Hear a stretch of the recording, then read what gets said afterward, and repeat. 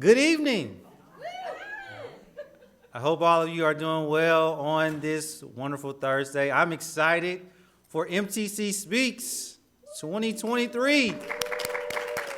We have 5 outstanding speakers coming to the podium, and I look forward to hearing each and every one of their speeches. As audience members, you're in for a treat with very interesting topics ranging, well, you have the program, so you already know what topics are coming up. So let's go ahead and get this started. So our first speaker is Evelyn Kiser. Now, before I ask Evelyn to come to the podium, I want to say a little bit about her. So, interesting enough, she has a black belt in Taekwondo. She loves musical theater and singing, and she makes her own clothes. And she is a dual enrolled senior in high school and plans to major in Spanish upcoming when she goes to college. And she loves books, especially her Bible. So Evelyn can go onto the stage and she's going to come and give her speech. So let's give Evelyn a round of applause.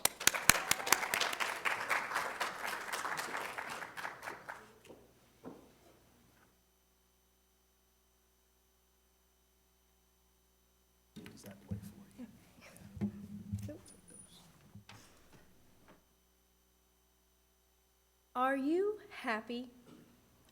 How many of you in the past month have experienced depression?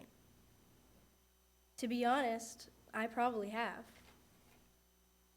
Have you ever wondered if these things could be related to unchecked screen time, or more specifically, your smartphone? According to an article called Teens, Social Media and Technology 2018 on the Pew Research Center, 45% of teens now say they are online on a near constant basis. This is bad. This means that nearly half of the maturing population has their heads down, almost all the time. If you find yourself addicted or depressed to your smartphone or the apps you use, you need to act now so you can change this to be happier and healthier.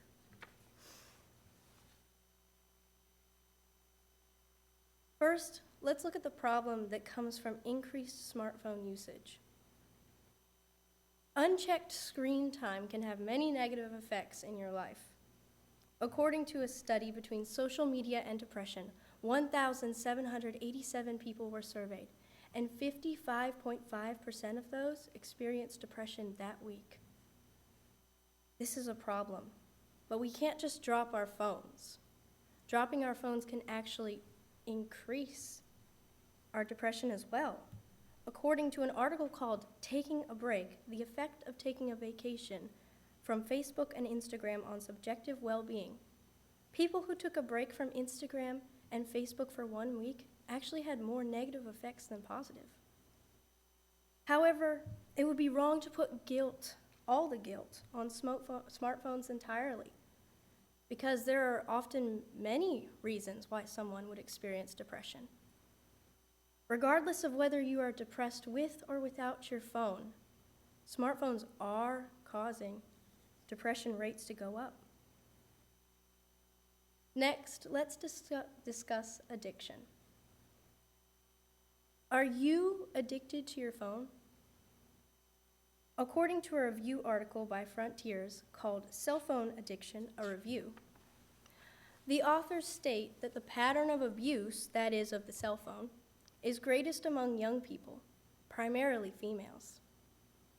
However, further research into this variable might change this statistic. Let me now ask you this. How many hours do you spend on your phone? On social networking sites?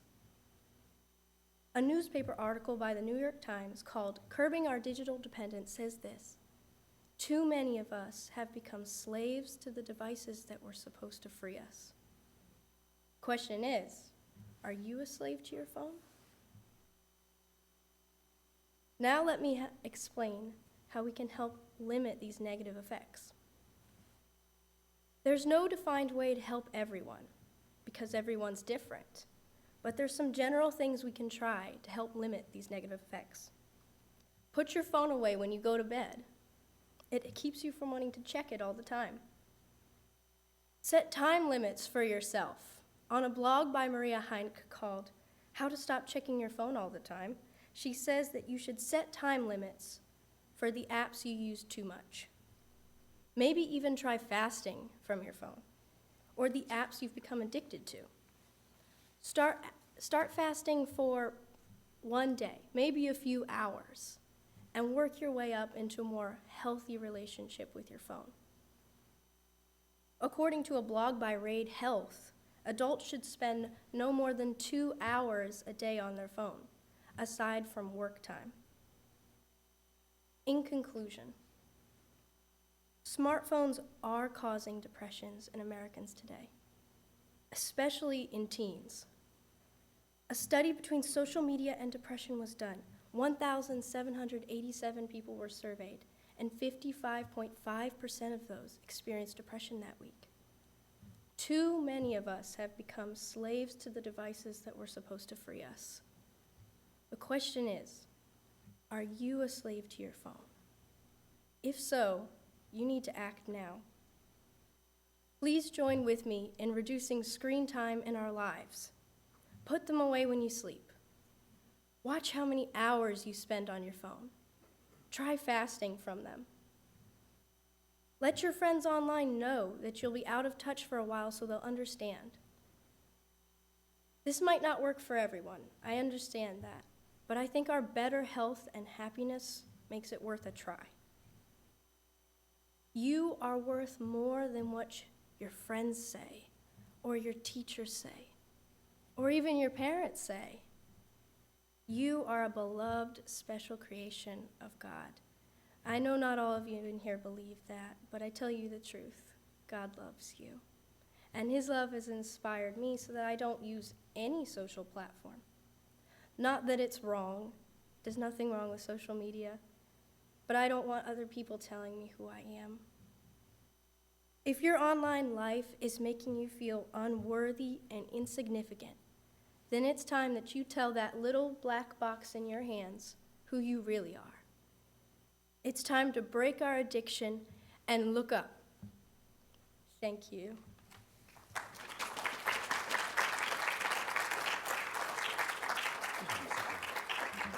Thank you so much, Evelyn, for that wonderful speech.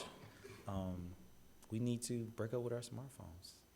I think some of us in here can say that we're totally addicted to our phones, and we need to do better. So thank you very much, Evelyn.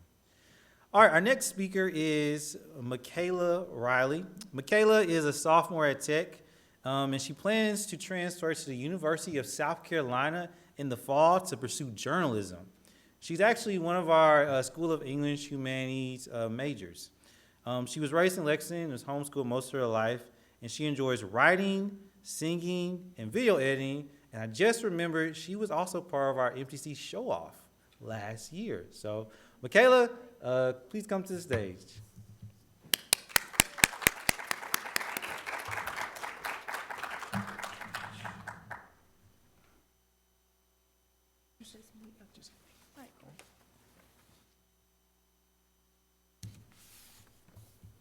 Get all my note cards straight. I got a lot of them. All right, good evening. Like my professor just said, or my old professor, I'm Micaela, and I'm a sophomore here at Tech. So I first drafted this speech about a year ago when I was in his class, and I did it on abortion, and this was before Roe v. Wade was overturned. However, since abortion is still legal in South Carolina and in a ton of other states in America, I think it's very important to clarify what abortion is. But that being said, just giving a trigger warning, because this topic is pretty dark. I'm not going to be talking about the procedure like in detail or anything like that, but just giving you fair warning. On April 6th, 1977, at a mere 2.5 pounds, Gianna Jessen was born alive at a Los Angeles County abortion clinic. She was the product of what is called a failed saline abortion, which actually left her chemically burned. And there is a picture online. I thought about showing it, and I was like, no. But if you don't believe me, you're welcome to Google it. But luckily for her, a nurse called an ambulance, and Gianna was taken to a hospital. And she did survive, but the botched abortion attempt ended up restricting the oxygen supply to her brain and left her with cerebral palsy. Today, Jessen has an adopted family and is an outspoken advocate for the lives of unborn children. In a 2016 article by the Washington Post, Jessen asks, "If abortion is about women's rights, then what were mine?" According to the Guttmacher Institute, approximately 73 million abortions occur every year, around the world. So I share Gianna Jessen's story not as some kind of scare tactic or like a shock factor to convince you to be pro-life, but I share it because even though abortion is arguably one of the most divisive issues facing our culture today, people don't know what it is, and I think it's important to clarify what it actually is. Because we're often quick to take sides and shout down other opinions. Both sides of this do this, like pro-life and pro-choice both shout at each other, and it gets us nowhere. Either that or people just kind of stick their heads in the sand and pretend like the issue doesn't exist at all, and neither of these methods are very helpful. So when does life begin, and where does that leave expectant mothers who are struggling with the decision of whether to carry out a pregnancy? Is the fetus a living being with rights, or is it just, like we hear from the pro-choice side, is it just a clump of cells? Is it part of the mother's body? And sadly, this issue has been watered down to politics, like it's just inseparable from politics nowadays, which is sad.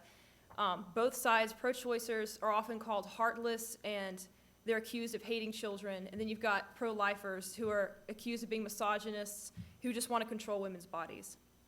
But today I want to share why I am pro-life and why unborn children are in fact human beings with rights. So the unborn are living beings with rights because their lives begin at conception, and they have their own set of DNA and biological features distinct from their mothers. So let's start at the very beginning, which is kind of ironic, because life starts at the moment of conception, in the very beginning.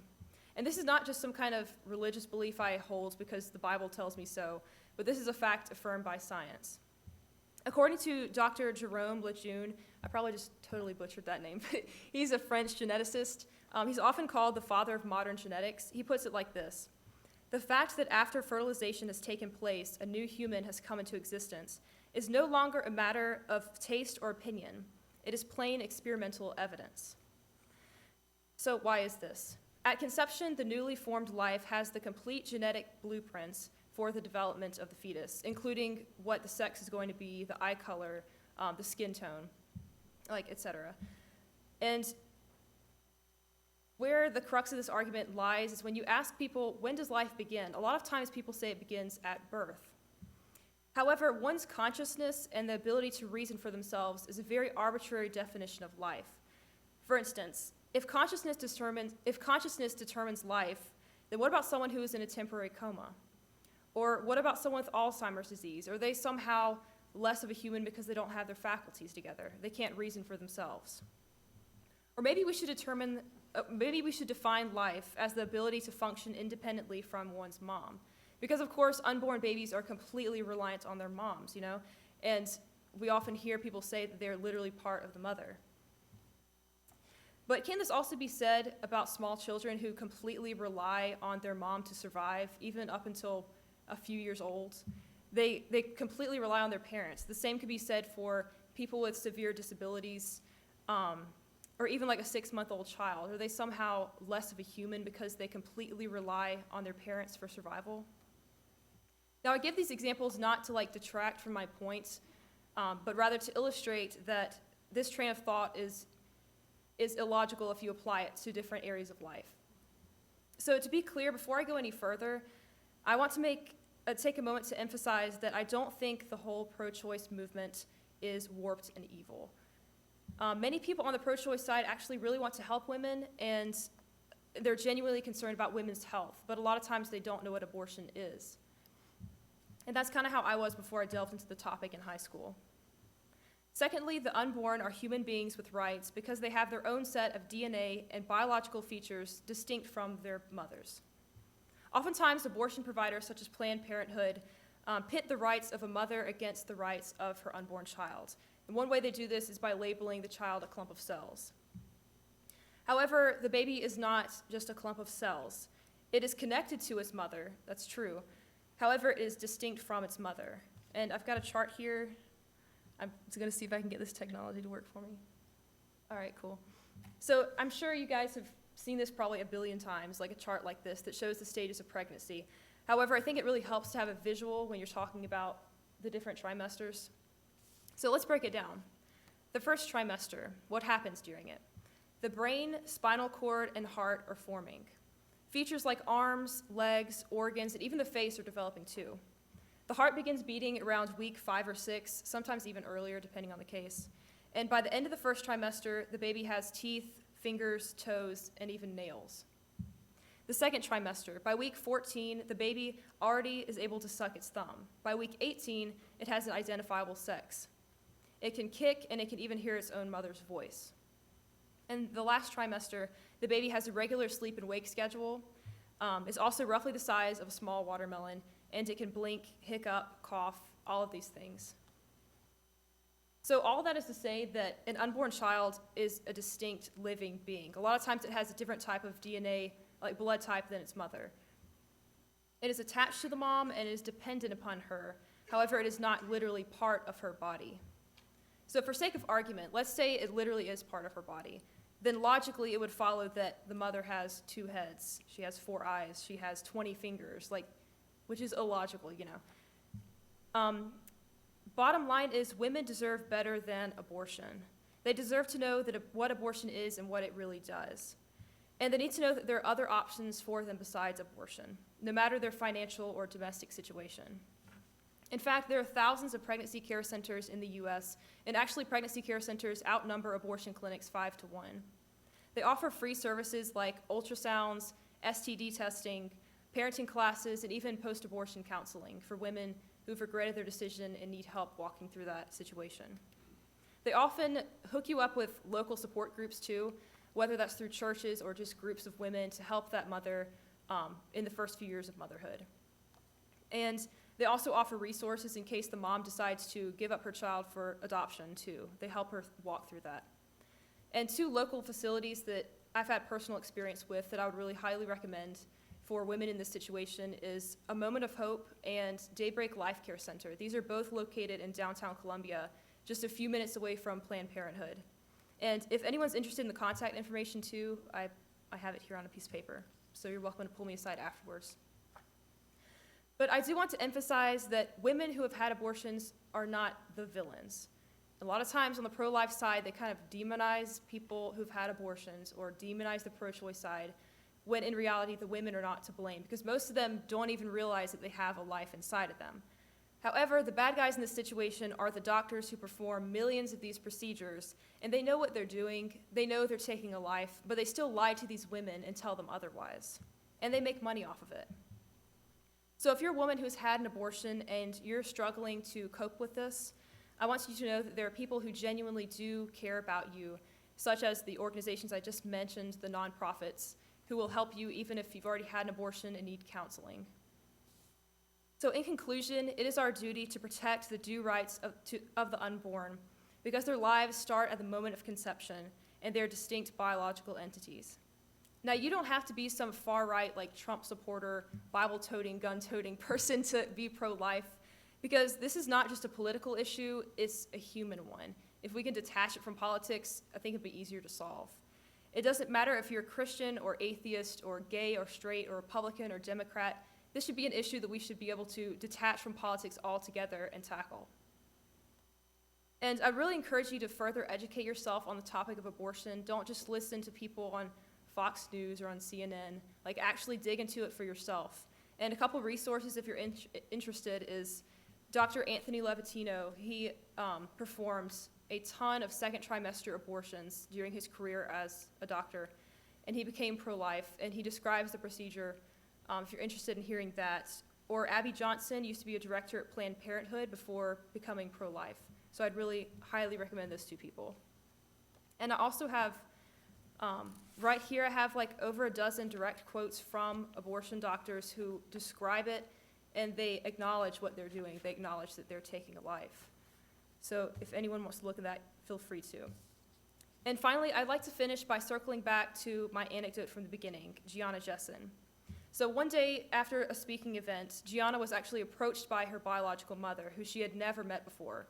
And this lady didn't even know that Gianna existed. She thought that she never was born. And this woman was really hostile towards Gianna, which is kind of strange, but Jessen said this of the incident. She said, She's not the one who I fight against, and I forgive her. And if we all share that same forgiving and focused mindset when talking about abortion, then maybe we would actually discuss our differences rather than shout our opinions. Thank you.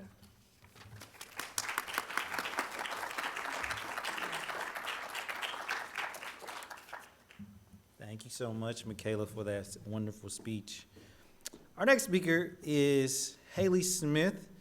Hailey hails from Columbia, South Carolina. She's an interdisciplinary studies major, striving to get a bachelor's degree in sociology after she leaves MTC.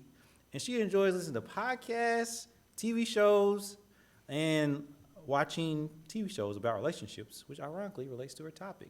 So let's give Hailey a round of applause as she comes up to the stage.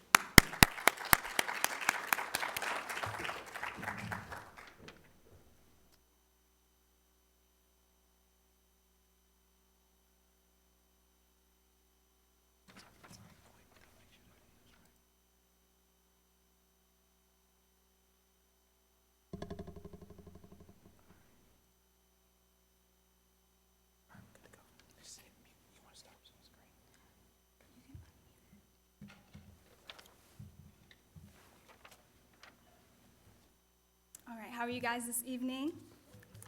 So by a show of hands, how many of you guys have seen Love is Blind, Joe Millionaire, maybe Love Island, or another type of reality dating show? Okay, good to know. Well, this evening I will be discussing with you guys why I believe reality dating shows are a source of exploitation, and mainly I think that they exploit the reputation of their contestants. Now, I could talk about Joe Millionaire and Love is Blind, but I'm just going to be talking about one, Bachelor in Paradise. I think that you will find that my points relate to the shows I just mentioned.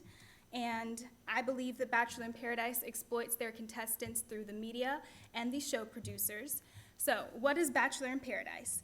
It is a show within the Bachelor franchise. There's The Bachelorette, The Bachelor, and Bachelor in Paradise. Now, in The Bachelor in Paradise, there is an equal guy-to-girl ratio, and unlike The Bachelor and The Bachelorette, where it typically focuses on one lead, they start off dating about 30 people, and they're supposed to narrow it down and find someone who they want to get engaged to at the end. And that is the same for Bachelor in Paradise. It is supposed to end with an engagement. And according to Reality Tidbit, Bachelor in Paradise films for 3 weeks, usually in Mexico, and the contestants are from previous Bachelor and Bachelorette seasons, hoping to find love. So now that you guys have the overview, let's start with the media. Now, I think we can agree that the media has a big impact on what people perceive. This season was season 8 of the show, and like I said, it films for 3 weeks. And, that's the amount of time that these contestants have to find their perfect match. Simple, what could go wrong? And according to a Bustle article titled Bachelor in Paradise Filming Timeline, this season filmed from June 7th through June 28th.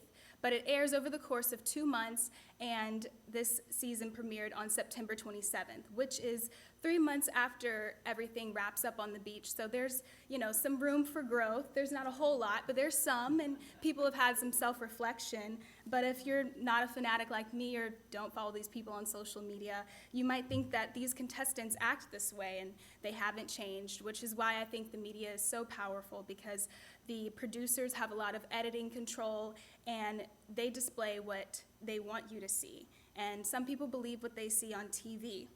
Like on Twitter during the show when it was airing, this is a post about Kate, who had an interesting time on Paradise, as you will see. This says that Kate has the most punchable face and worst personality. The other one says, me anytime Kate is on my screen. So I'm going to show you guys a clip from the show with Kate, because I think it's a good depiction of how she's portrayed, and this is during her relationship with Logan at the time.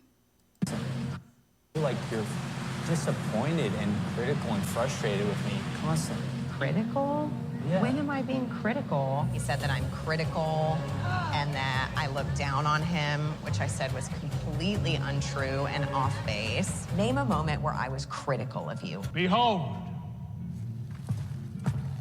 26 years old, not established, drives an orange Honda. He expected me to read his mind because he's a child. I'm an adult and he is a boy. It was almost as if he failed the test. You literally can't afford to work out at Equinox. You're not gonna be able to So that was Kate, and as you can see, she was clearly lying to Logan's face and being critical of him.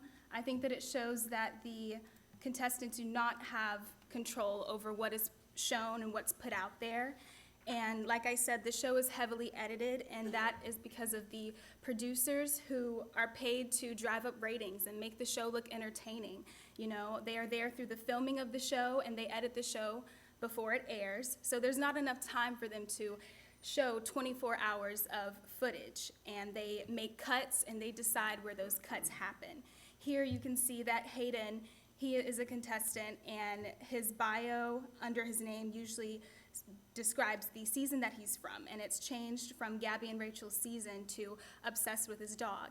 And although that is true, it just shows the power that the producers have and how they can paint people to look, and it's not always in their best interest. Needless to say, Hayden did not last that long on the show.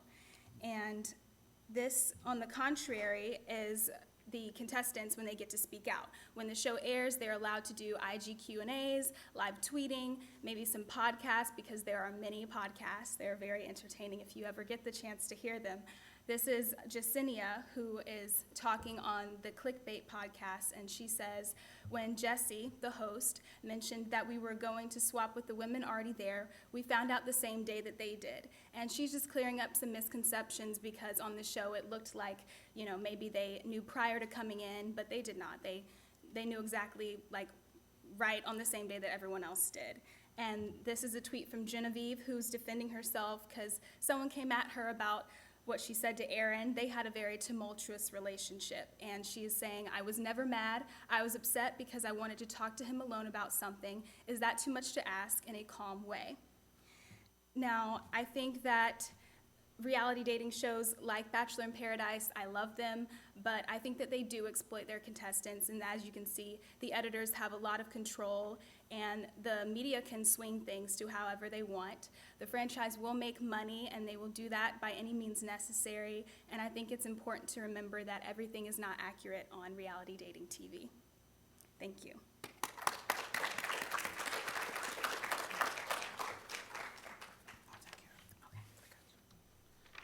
Thank you so much, Olivia. I think after listening to that speech, I don't want to watch reality TV anymore. All right, our next speaker is Olivia Roush. She is Associate in Operations and Supply Chain Management. She plans to go to USC, where she will double major in management and human resources.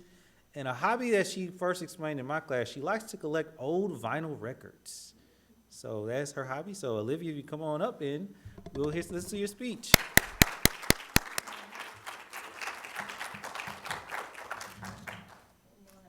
All right, so right there. So when you want to show it, just hit video. Alrighty, so, how's everyone doing? Good. All right, let's break the ice. So, are you aware that over 2 million Americans are currently locked up in prison? Did you also know that out of the 2 million, up to 70 to 80% of the prisoners are abused? We need a better prison system. We need a prison system that takes our inmates in and helps reform them instead of heavily penalize them and abuse them. Now I want to get into the abuse of power by police officers. According to the article on policing reform, in the wake of George Floyd's death and the conviction of Derek Chauvin for the murder, there's been an ongoing debate on whether to abolish qualified police immunity. I'm going to give you an example. So let's say that I get pulled over. I was speeding. And the police officer stops me. He tells me to step out of my car. If I pose a threat to him in any way, shape, or form, or I'm considered rogue to him, he can use any type of force he basically takes away my constitutional rights. He can use excessive force to whatever fits his needs in the situation or the scenario. The lack of accountability that the immunity bestows on them systematically enables those who are occasionally described as rogue, like I am in that scenario, to brutalize and sometimes kill people, specifically minorities and Black people. This issue is what creates a hostile environment for people inside a prison cell and outside of a prison cell. According to NBC News, in Camden County Jail in the state of Georgia, a Black man was seen getting assaulted on security footage by 5 white police officers.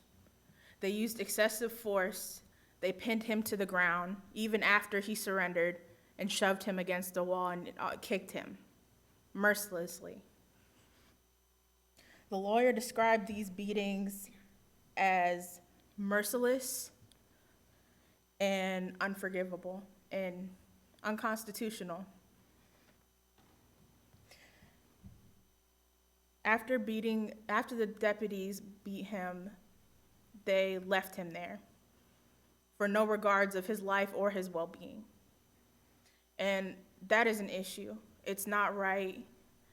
We shouldn't treat people this way, no matter what they've done. If the man has surrendered and he was on the ground, that should have been enough. There is no need for excessive force. People like me and my skin tone are often targeted. My siblings and the color of their skin, they are targeted. They are considered minorities in this country. So when does it end? When do we get equal treatment? I'm going to go into detail about the long-term and mental effects on inmates. Maintaining good mental health is challenging for people who enter into the prison system. According to the Very Well Mind, the American Psychological Association reports that 64% of incarcerated individuals in jail and 54% of incarcerated individuals in a state prison and 45% in a federal prison report mental health concerns. The American Psychological Association states that roughly around 10 and 25% of incarcerated individuals suffer from serious mental illnesses like schizophrenia, PTSD, depression, and who cares? Who is taking the time to sit and talk to these people in order for them to gain good mental health, to be reintroduced into society? It's like we're abandoning them. It's almost like we don't care about them anymore. When people enter jail, they start to lose a sense of identity, a sense of purpose.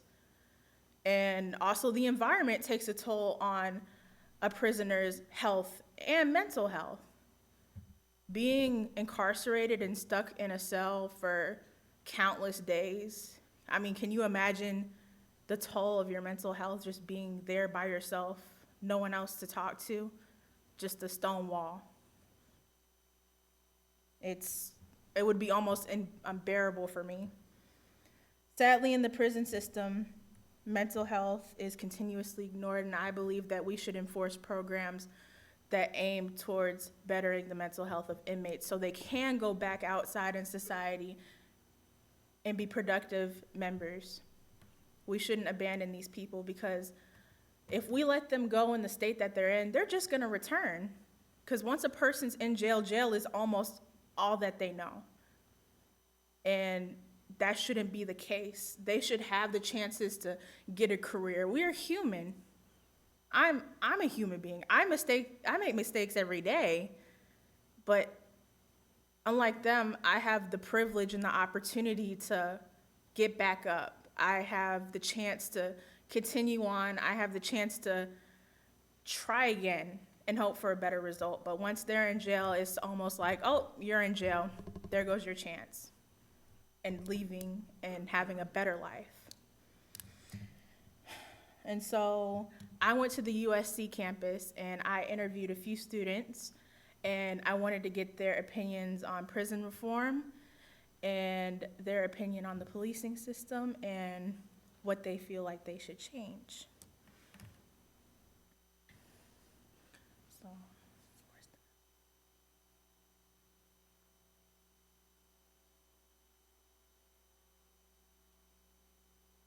Go ahead and introduce yourself and your major. My name is Jermia, and I'm a biology major. Okay, it's nice to meet you. I'm Nice to meet you Olivia. too. I'm a supply chain management major. And basically, I'm gonna be asking you a few questions about, prison reform and, what do you think we can do to better it? So I'm gonna start off with the first question I've asked most of the people today. Do you think that prison systems specifically target minorities, or is it equal to all races? I do definitely think they target minorities. Like, Black people are the most wrongfully convicted race in the country. Do you believe that other races tend to get lesser sentences when it comes to certain crimes, like possession or possession of a weapon specifically, or even drugs? You said, do they get lesser sentences? Yeah, do other races? I feel like if we remove the nuance of the intersectionality of it, race-wise, definitely. Yeah. Of course, other people of color is going to experience those type of issues. But I do feel like things such as class can also play into stuff like that. Because, poor people, they're not always going to have the same chance to defend themselves in court as rich people.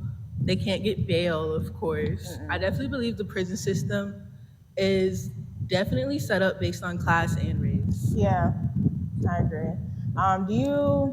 What would you change in the prison system if you could? What one thing that you could do would you change about it? Would it be whether a focus on mental health or better programs that help inmates before they're reintroduced into society? Because, some prisoners with fortunately lesser sentences are going to be reintroduced into society, and sometimes they get so used to prison that they almost know nothing else. And I can speak on this because my dad, he's been in and out of jail for most of his life, and so he's used to it, and it doesn't seem to bother him going in there. And once he gets out, he only lasts a little while.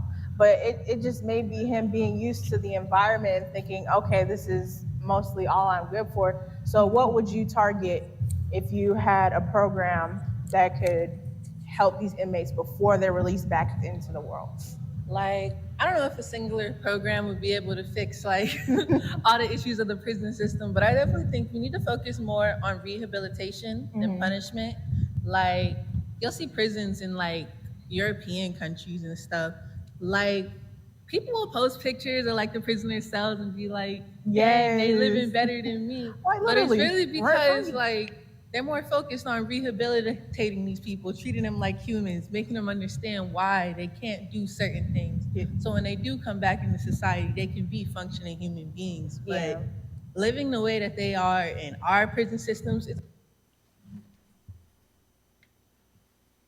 So you see right there is another student who shared the same opinion on me in the same regards for the prison system. I believe as a community, as a people, as a whole government, that we should take the efforts to move forward in creating more programs focused on prison reform so we can grant better opportunities for those who feel neglected and who feel alone.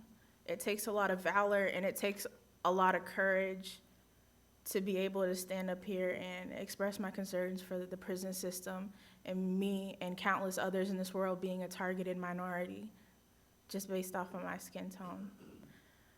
So I hope that you take from today all the information I've given you and you implement that in your daily lives, and hopefully you can make a change in today's society by sharing what I've shared with you about the American prison system.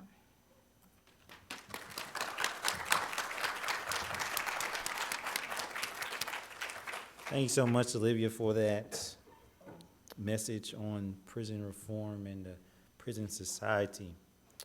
Our last speech today is coming from Hailey Figueroa. Hailey is also in the School of English Humanities. She's an associate in art studio. She also is an after-school teacher, and she likes to play video games. Now, you may think that's a problem, but she wants to be a video game designer, so that's why she loves to play video games. All right, so Hailey, come on up.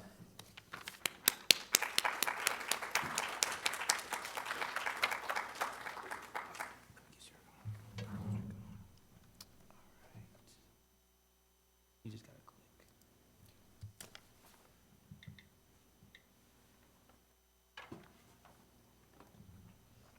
All right, good evening. I want you all to think of as many great teachers as you can. People who have impacted you. People who have inspired you. People who were there when you needed them. When I think of a teacher, I think of my 8th grade science teacher, Dr. Pfefferkorn.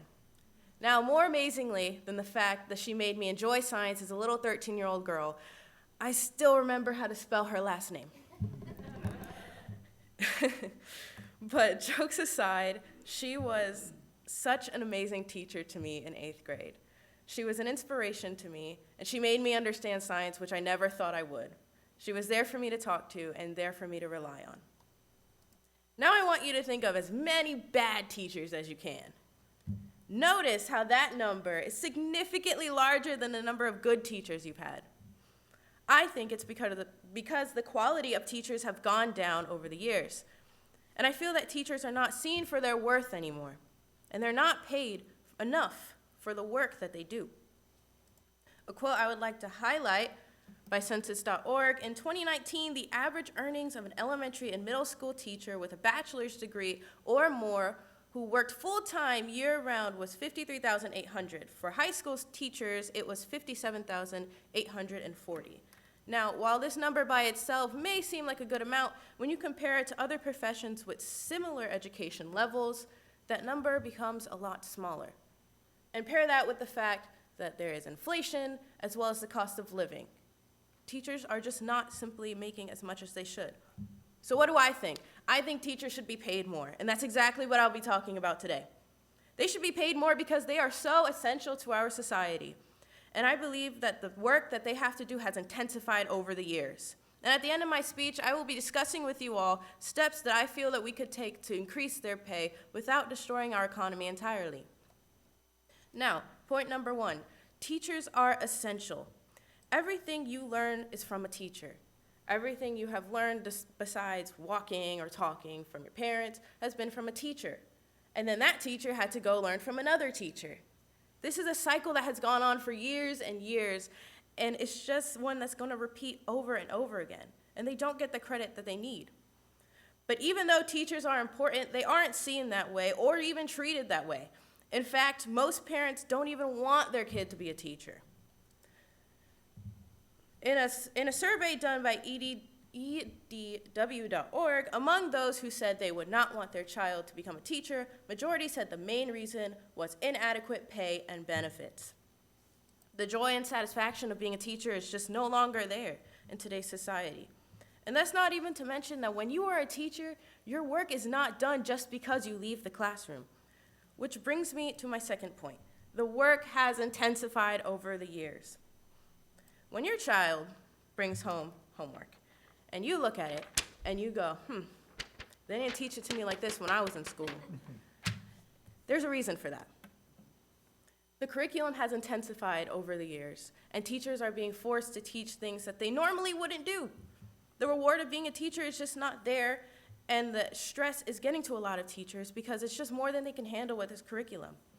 Not even to mention that outside the classroom, you have to grade, you have to do lesson plans, you have to do other things outside of the classroom. And you're still not being paid enough for it. The California Teacher Association stated that teaching can no longer pay enough to cover the bills for many who are working in the profession. The result is that today's educators are increasingly forced into part-time work to earn enough for themselves and their families. Now, let me put this in perspective for the audience. Imagine you are a teacher, you love teaching, it is your passion, but you have to go home and you have to do lesson plans, and you have to grade, and you have to do a bunch of other things outside of the classroom. On top of that, you have to take care of your child. You have to make sure your spouse is okay. You have to maintain a social life. But on top of it all, you have to get a part-time job because you cannot afford to pay your bills. It's just simply not fair to our teachers, and they're not appreciated enough for the work that they do. So what can we do, and how do I think that teachers can be paid what they're worth? Now, I've broken it down into 3 levels: district, state, and federal. Firstly, let's go into the district level. Reconstructing the large pay gap between administrators and teachers would allow us to pay our teachers more. Now, this may seem like a very unreasonable thing to suggest, but it's not. because a school in New York has already done so. The Equity Project Charter School in New York has already lessened the pay gap between administrators and teachers, and this school is now able to pay their teachers $125,000 a year. I think that's what a teacher is worth, and I think everybody should be doing this. Now, on a state level, I think that lockboxes should be in casinos, and sales for lottery tickets should go towards education. I think a percentage can go towards paying our educators more than they are now, especially in places like Nevada, Las Vegas, where casinos are very prominent. A lot of extra money can go towards our teachers, which would greatly benefit them. And in other states where casinos are not as prevalent, I think lottery sales are more than enough to help fund our teachers just a little bit more, even if it's not entirely thousands of dollars. I think every penny can count to help a person in need. Lastly, on a federal level, I think that we can give federal grants to teachers through the Department of Education's Academic Improvement and Teacher Quality Incentive. Basically, this is a grant done by the Department of Education that says if a teacher has a good quality of life, they are granted this grant. So I think if we were to increase teachers' pay with the lockboxes or with the administrator-teacher pay gap being lessened, that would thereby prove that their quality of life has been improved, thereby giving them this grant, which would be able to give us even more pay for the teachers and even fund their classrooms, since we all know that teachers sometimes do have to use their own money to fund their own classrooms. Now, these are just a few of the many suggestions that I think that we can do to raise teachers' pay without breaking the economy completely. Now, to review, teachers should be paid more because they are essential to us. They work really hard for all the work that they put in, and it is entirely possible for us to raise their pay without breaking the economy. And I think it's important to note that a good teacher will inspire new ones. These are some of my beautiful students, and I say some because I have 32 students. I have quite a few. And no, before you ask, these are not my favorite students, because if they were to see me doing this speech and they saw these pictures, they would be very mad at me that's only a few of them up there. But regardless, I would do absolutely anything for these kids. And even though they're a pain in my butt every day, I love them so much, and I would do anything to help them and give them joy and be there for them, just like Dr. Pfefferkorn was there for me all those years ago. So, I think it's about time we show our appreciation to our teachers and pay them what they're worth.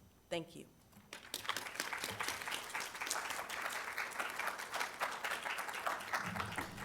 Thank you so much, Hailey, for that message. I think we can all agree with the teacher shortage in our great state that paying teachers just a bit more will kind of get more teachers in the classroom. All right, so we've come to the point where I'm going to ask the contestants to come to the stage and find a chair. And before the judges leave, I'm going to give them the opportunity to give any comments or ask any questions of the participants.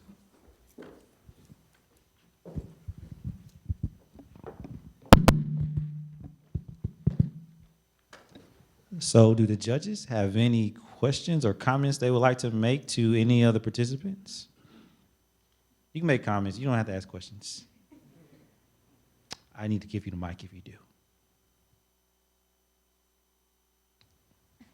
Any questions or comments?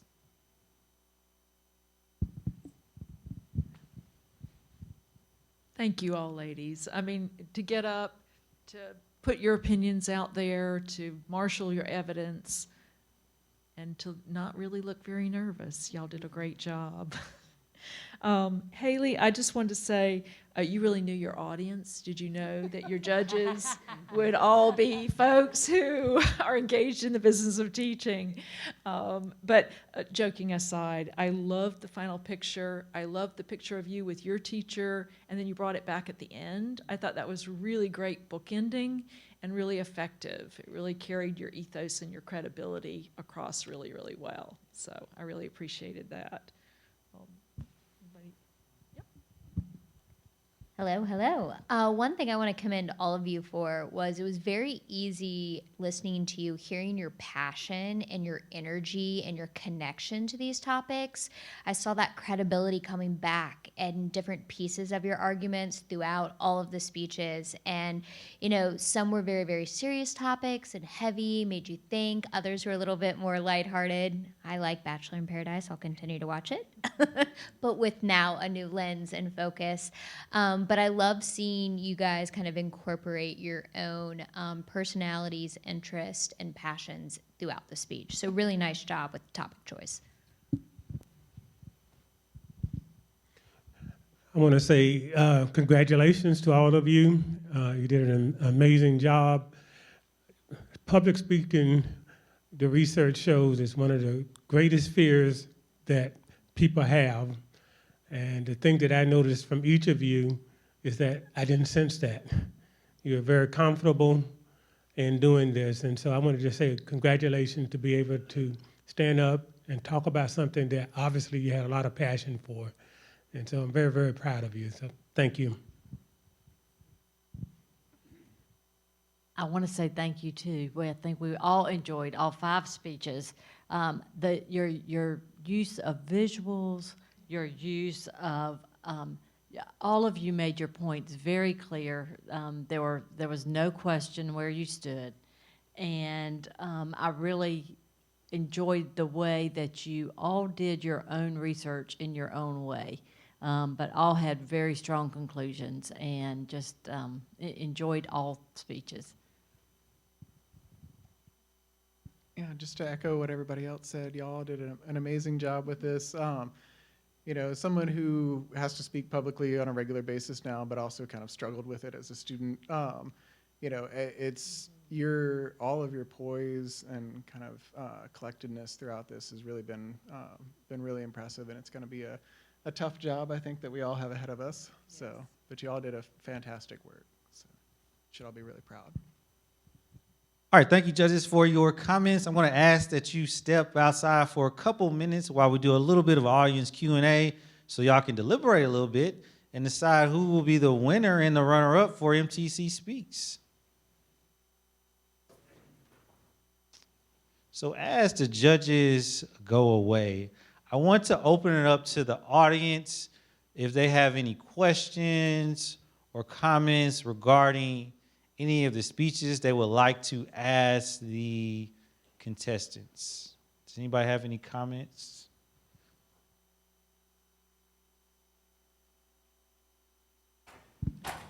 Good evening, everyone.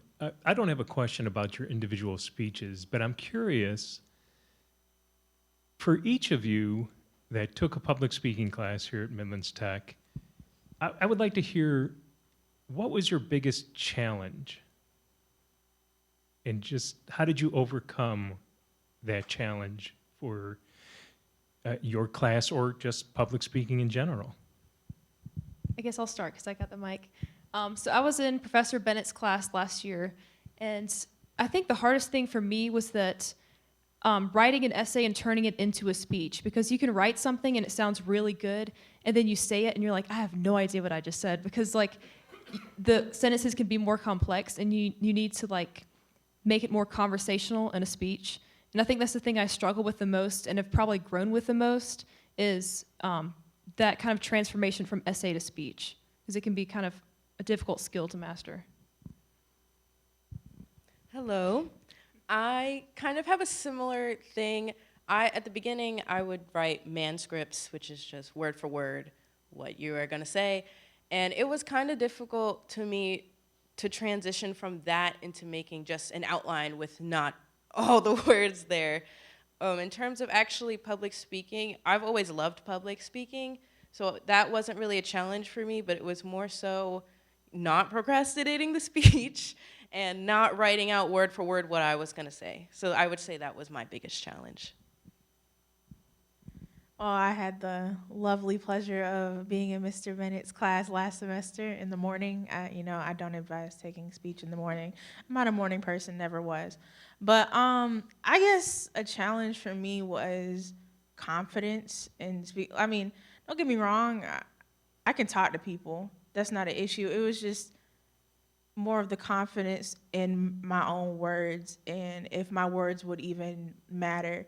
And I know some kids come to school, you know, come and show up for attendance and go back home and go about their business. But I mean, for speech class, I really enjoyed the people I was surrounded by because I actually was paying attention to the speeches. Like, some of them were funny, some of them were just questionable, and some of them were just, you know, there.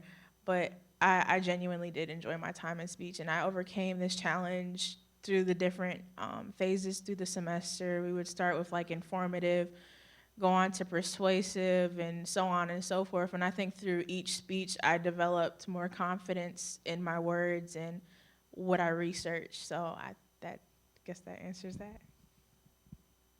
Well, I'm not sure what hasn't already been said. One of my biggest hurdles was just coming up with the format of the speech.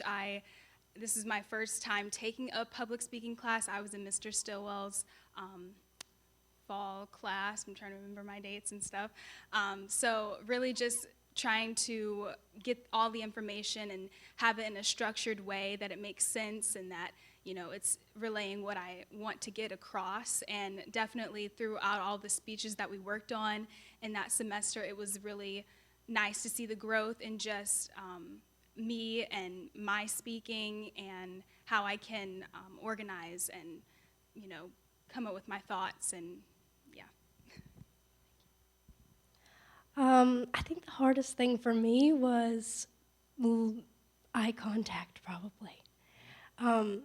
Something so terrifying about looking out and seeing people watching you.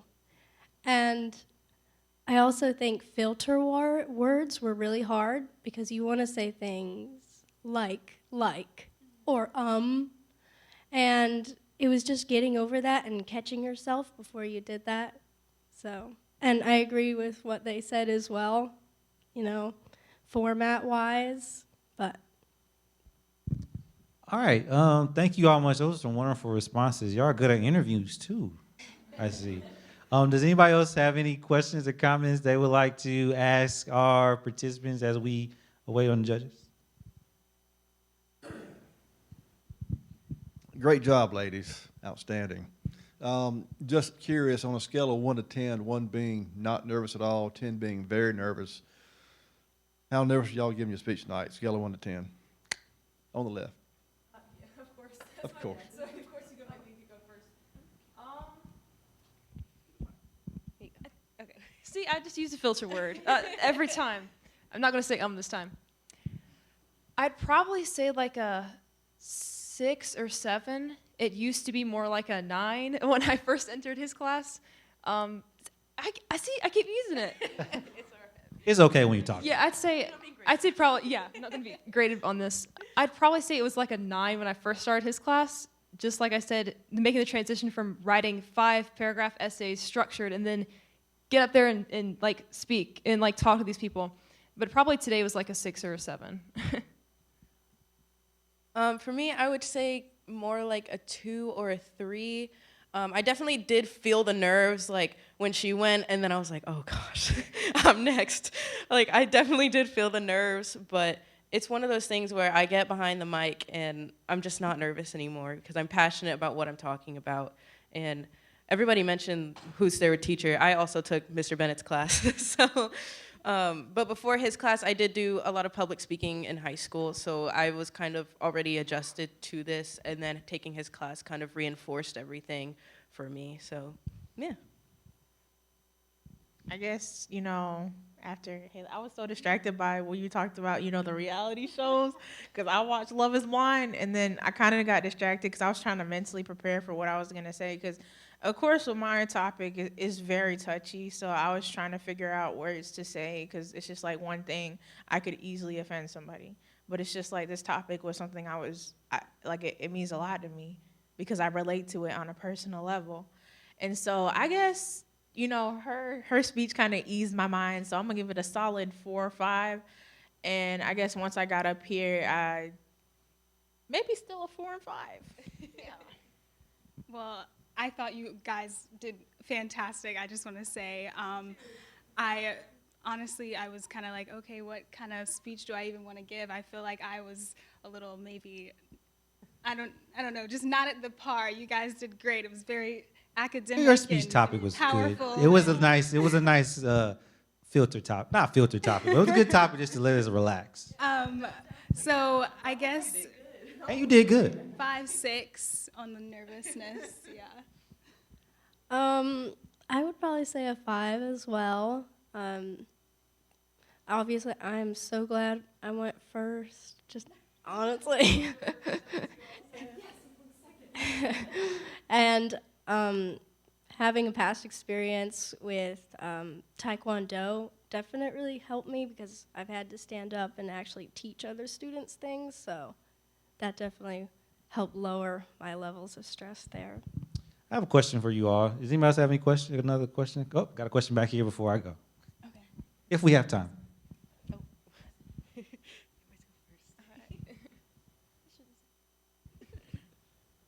Okay, I have a question. While you were doing all your research, what is something that you found quite interesting that you thought if you put it into your speech, it would sway the people in the other direction? Anyone want to go first? No, wait, for real, you do?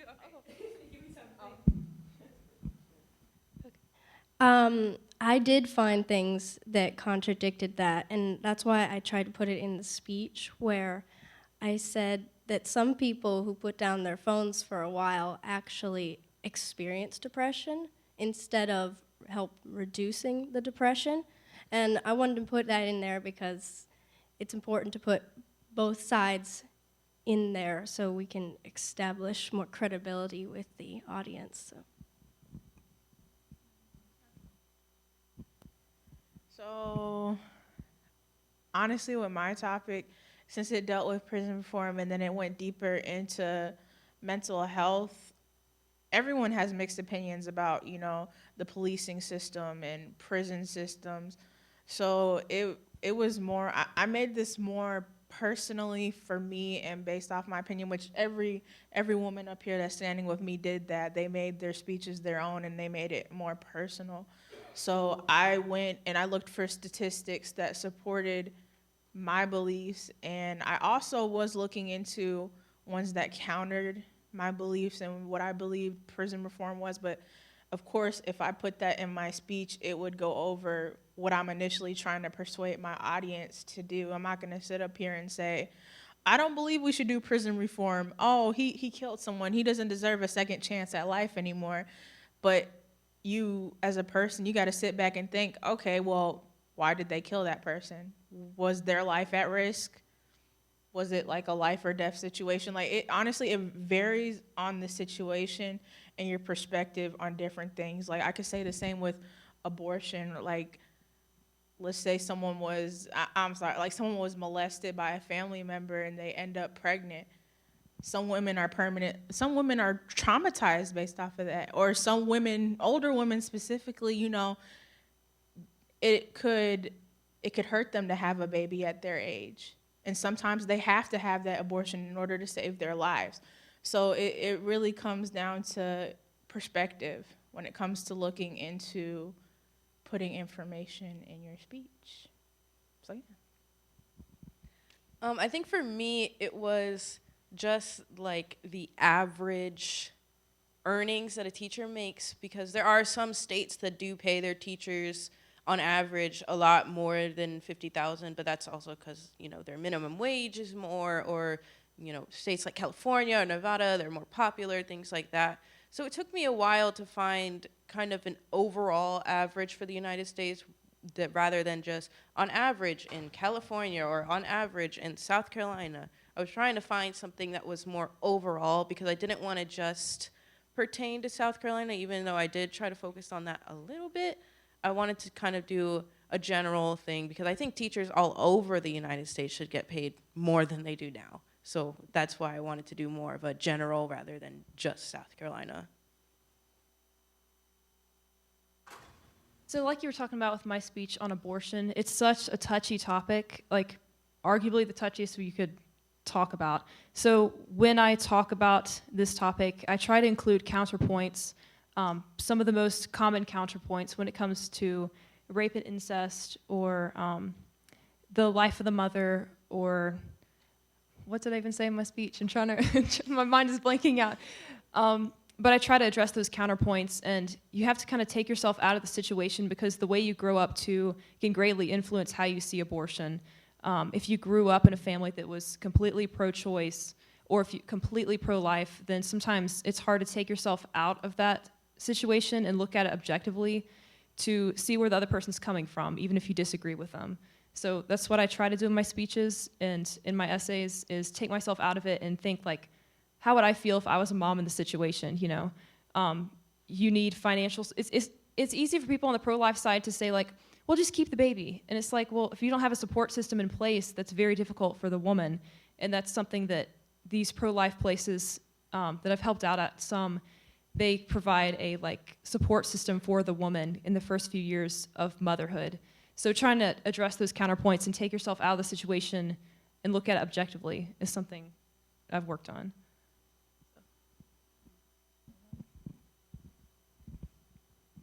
Mainly, it was just the visual aids. I feel like that kind of helped get my point across in my speech, and having the podcasts and stuff, I think that was just a good display of the opposite view, but I just feel like the visual aids, the tweets, that was kind of really helpful for me trying to get my point across.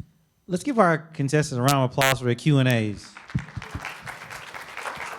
Contestants, y'all can come back to your seats, and we're going to present the certificates, and then we're going to get to the winners, but I want to say a couple things before we get to that.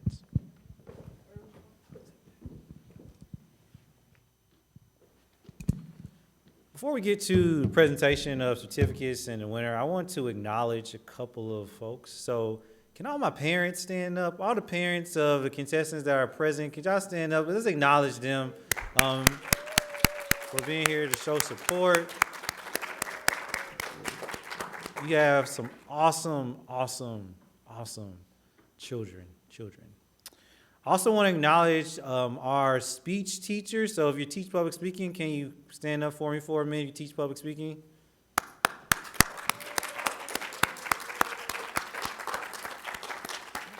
I want to acknowledge other faculty. I see some history and some English folks. I want to acknowledge other school and English humanities folks. So if you can stand up, wave. Y'all can wave if you want to. You can wave.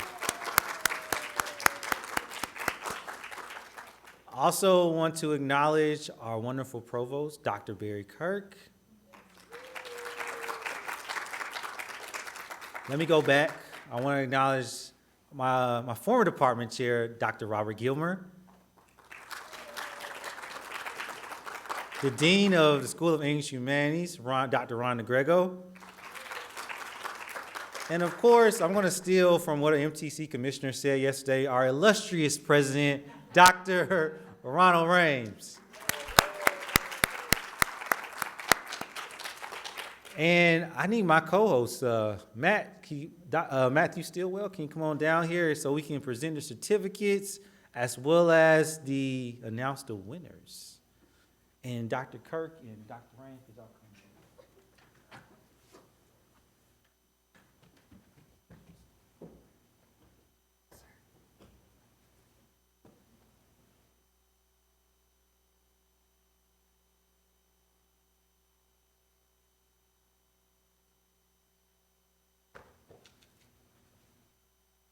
All right, first we're going to have our presentation of certificates. And our first certificate goes, of course, to Evelyn Kiser. So Evelyn, come on up.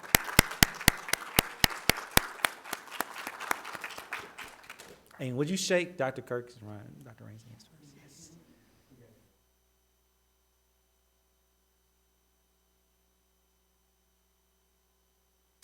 Our next certificate goes to Micaela Riley.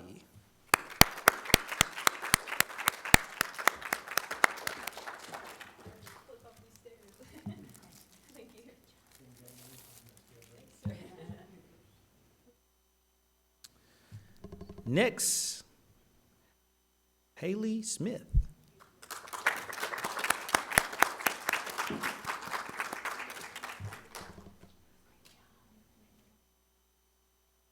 Our next certificate goes to Olivia Roush.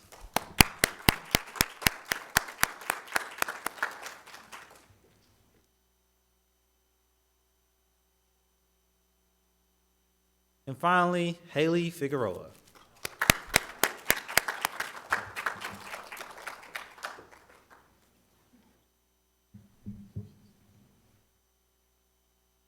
So here's the moment we've all been waiting for, the runner-up and the announcement of the winner of MTC Speaks.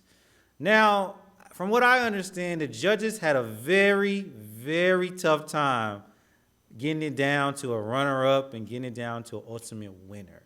So for all the participants over there, you did an excellent job, and it was very tough. So let's give them another round of applause for our announcer winner. So our first runner-up, who will be receiving a $50 prize, is Evelyn Kiser.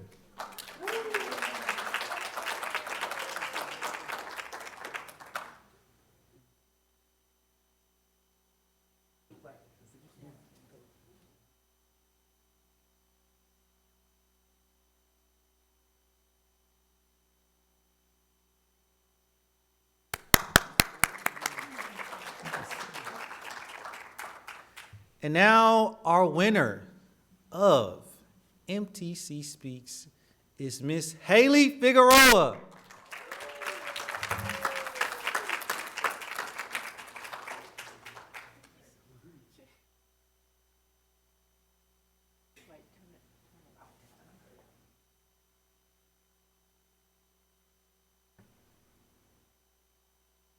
All right, let's give our contestants another round of applause.